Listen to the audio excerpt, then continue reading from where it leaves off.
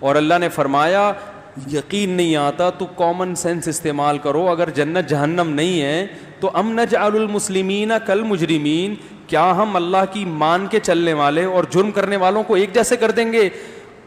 یہ سوال ہمارے لیے کافی تھا, عقل مند کے لیے اتنا سوال کافی ہے, لیکن اللہ نے اور زیادہ جو ہے نا سمجھانے کے لیے فرمایا ما لکم, تمہیں ہو گیا ہے کیف تحکمون, کیسے فیصلے کر رہے ہو؟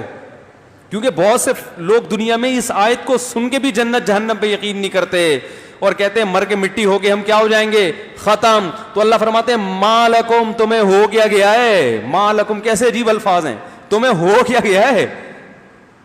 کیا روٹی نہیں کھاتے, کیا کھوپڑی میں دماغ نہیں ہے کیا؟ ما لکم کیف تحکمون, کس قسم کے فیصلے کر رہے ہو؟ یعنی تھوڑی دیر کے لیے اللہ نے ہمیں سوچنے پر مجبور کیا ہے کہ اگر آخرت نہیں ہے, جنت جہنم نہیں ہے, تو بھائی دنیا میں کیسے کیسے ظلم ہوئے, 100 انسانوں کے قاتل گزرے ہیں.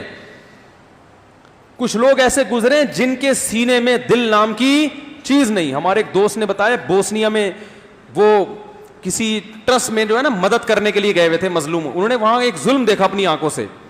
انہوں نے کہا میں نے ایک شخص کو دیکھا, ایک سربی, جو سرب تھے نا جن کے بوسنی کے مسلمانوں سے لڑائی ہو رہی تھی, وہ بیچارے ڈپریشن میں چلے گئے تھے یہ منظر دیکھ کے. ان کو پھر ڈپریشن کی گولیاں کھانی پڑی ہیں ڈپریشن سے باہر آنے کے لیے. کہہ رہے میں نے ایسا ظلم اپنی آنکھوں سے دیکھا کہ وہ ظلم اگر کوئی شخص دیکھ لے تو پاگل ہوئے بغیر نہیں رہ سکتا. یہ تو ان کے اعصاب مضبوط تھے تو معاشرے میں سروائیو کر رہے ہیں. معصوم بچوں کو عورت کی گود سے لیا جاتا, وہ چیخ رہی ہے بیچاری, اور اسی کے سامنے اس کا گردن کاٹ کے 2 ٹکڑے کر کے سر ماں کی گود میں ڈال دیا جاتا. یہ ہلکا ہے, اس سے بھی بڑے جرم ہوئے. کہہ رہے ہیں کہ کھمبے کے ساتھ جو ہے نا جوان لڑکیوں کو باندھ دیا جاتا برہنہ کر کے, اور 3-3 4-4 دن وہ بھوکی پیاسی رہ کے مر جاتی تھی. وہ کوئی قریب اگر آنے کی کوشش کرے نا ان کو بچانے کے لیے تو اگلا کھمبا اس کے لیے تیار ہے, اس کو لٹکا دیں گے. کہہ رہے ہیں یہاں تک کہ جب مسلمانوں پہ یہ ظلم ہوئے تو وہاں کے عیسائیوں نے احتجاج شروع کر دیا, یہ بہت زیادہ ظلم ہو رہا ہے. باپ اپنی بیٹی کو دیکھ رہے اپنے سامنے تڑپتا ہوا مرتا ہوا, مگر باپ کچھ نہیں کر سکتا, اس لیے کہ وہ اگر جائے گا قریب تو دوسرے کھمبے پہ کون ہوگا؟ باپ ہوگا. کہہ رہے ہیں وہاں ہم نے عیسائیوں کو دیکھا کہ انہوں نے اپنے اوپر پٹرول ڈال کے آگ لگائی ہے اس ظلم کے خلاف احتجاج کرتے ہوئے کہ مسلمانوں پر اتنا ظلم ہو رہا ہے کہ عیسائیوں کو ظاہر سینے میں دل تو ہوتا ہے نا. کہتے غیر مسلموں نے کہا کہ یہ بہت ہو رہا ہے. کہہ رہے اس سے میں تو کچھ باتیں تو بتا نہیں سکتا نا, ریکارڈ ہوتی ہیں, پھر وہ ظاہر ہے پھر لوگ بہت برے اثرات بھی پڑتے ہیں لوگوں کے اوپر. اس سے بھی زیادہ ظلم جو آپ تصور نہیں کر سکتے, قیدیوں کے ساتھ جو حالات, کئی مہینے بھوکے, کیا کھا رہے ہیں؟ بسکٹ کا کہیں سے ذرہ مل گیا نا, وہ 4 قیدی مل کے اس ذرے کے 4 حصے کر رہے ہیں بھائی, اور منہ میں چوس رہے ہیں اس کو. اس طرح حال, جس برتن میں قضائے حاجت ہو اسی برتن میں کھانا بھی لایا جا رہا ہے. قضائے حاجت کی الگ سے جگہ نہیں. جیلوں میں کیا ہوتا ہے؟ وہیں قضائے حاجت, وہیں پیشاب, وہیں سونا ہے. یہ اندر پتہ نہیں کیا ہو رہا ہے بھائی لوگوں کو جیلوں کے اندر. یہ تو ہم یہاں بیٹھے ہیں نا آرام سے, ہمیں کیا پتا دنیا میں جیلوں میں کیا ہو رہا ہے. یہ چیزیں تو یونائٹڈ نیشن کے علم میں آتی نہیں ہیں. اقوام متحدہ کے فرشتوں کو بھی پتہ نہیں ہوتا کہ اندر کیا ہو رہا ہے, لیکن ظلم کرنے والے کر رہے ہوتے ہیں. ایسے ایسے ظلم دنیا میں ہوئے ہیں کہ قیدی کو اٹھا کے پنجرے میں ڈال دیا ایسے کبڑا بنا کے, وہ کئی مہینوں تک اسی پنجرے میں ٹیڑھا بیٹھا رہا اور وہیں پر اس کی موت واقع ہوئی ہے.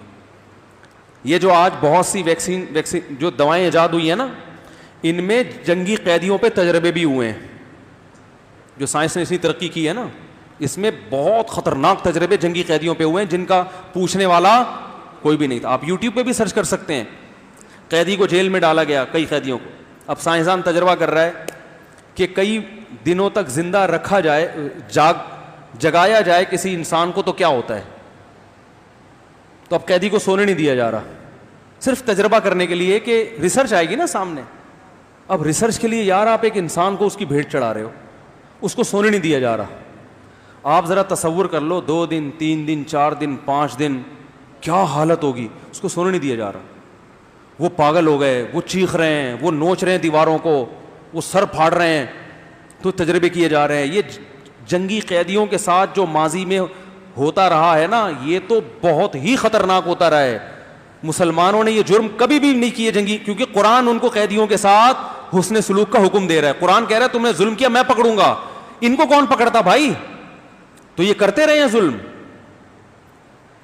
یہ تو خود ان کے کچھ عقل مند لوگوں کو خیال ہوا یونائٹڈ نیشن بنی کہ کچھ کنٹرول, تو اس سے بھی کچھ کنٹرول ہوا ہے, مکمل کنٹرول. کیوبا میں دیکھو نا کیا ہوا ہے قیدیوں کے ساتھ, کسی قانون کو نہیں مانا. تو بڑے بڑے ظلم ہوئے بھائی انسانوں کے ساتھ, عورتوں کے ساتھ ریپ ہوا ان کا, ان کے بچے, ان معصوم بچوں کو گود سے چھین کے انہی کے سامنے 2 ٹکڑے کیے گئے. بہت کچھ ہوا ہے اس دنیا میں. تو یہ مر کے ختم ہونے والے نہیں. اللہ فرماتے ہیں ما لکم, تمہیں ہو کیا گیا؟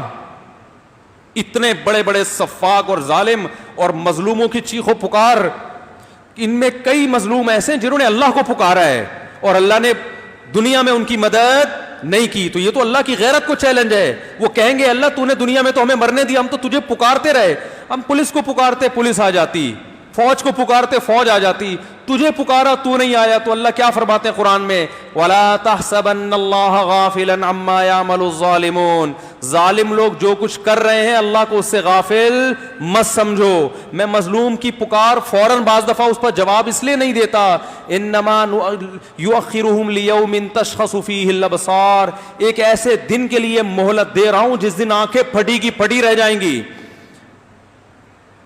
افئدتہم ہوا, دل ان کے صبر سے خالی ہو جائیں گے. وانذر الناس یوم یاتیہم العذاب, اے نبی ان کو اس دن سے ڈرا دو جس دن ان ظالموں پہ عذاب آئے گا. فیقول الذین ظلموا, آج جو یہ مظلوموں پہ کمزوروں پہ ظلم کر رہے ہیں, تو اللہ فرماتے ہیں کہ ایک دن آنے والا ہے, یہ ظالم کہے گا اخرنا الی اجل قریب, اے اللہ ایک دن کی مہلت دے دے کہ ہمیں مظلوموں سے معافی مانگنے کا موقع مل جائے, ہمیں ظلم کی تلافی کر دیں. اللہ فرماتے ہیں ایڑیاں رگڑو گے, ساری دنیا کی دولت بھی دے دو گے, 1 سیکنڈ کی مہلت بھی نہیں ملے گی. تو یہ تو اللہ پہ بہت بڑا الزام ہے. آج دنیا میں ظلم ہو رہا ہے کہ نہیں ہو رہا؟ آج بھی ہو رہا ہے. کس طرح سے مظلوموں کی چیخو پکار دنیا کی کانوں میں پہنچ, کوئی مدد کرتا ہے؟ وہ اللہ کو پکارتے ہیں. تو بھائی اللہ بھی مدد نہیں کر رہا, لوگ بھی نہیں کر رہے, تو پھر اللہ میں اور ان ظالموں میں فرق کیا ہو گیا؟